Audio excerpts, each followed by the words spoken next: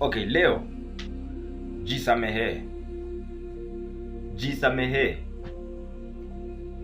Jisamehe. Uta go through emotional healing mpaka lini?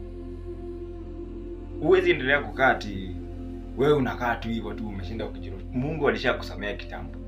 For God so loved the world that he gave his only begotten son. Kazi ya Yesu alikuwa anakufa kwa sababu sisi tupone.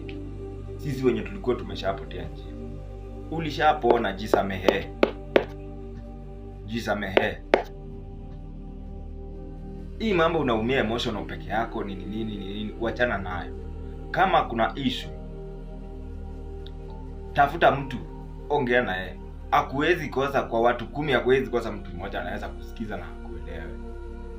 Lakini jisamehe, Mungu alishakusamea kitambo. Jisamehe na usahau chenye kilifanyika. Ni sawa nimetoa mimba na nini lakini nimeomba msamaha, Mungu amenisamehea. Kwa hivyo mambo ya kuendelea kujijudge, wewe unajijudge hapana. Waachana nayo. Alright?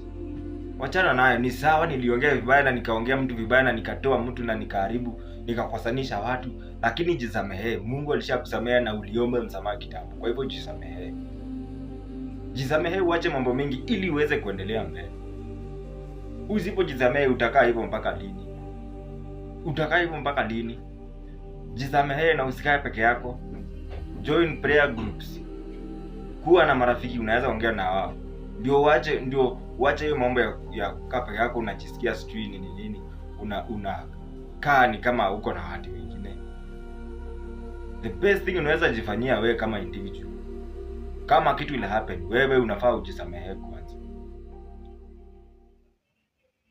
Mungu ameshakusamea na sisi tumekusamea. Watu wamekusamea, kwa hivyo wewe jisamehe. Uache kubeba mzigo sio yako. The best thing unaweza jifanyia kama individual ni kureunite na yourself kwanza. Love your neighbors, you love yourself. Kabla umeje relationship uko na watu wengine, jiangalie wewe na relationship yako wewe mwenyewe. Ukijikalisha kama mkutano unajiambiaga nini? Kwa hivyo jisamehe kwanza. Na uombe usianguke kwa majaribu tena. Tuko pamoja? Yeah.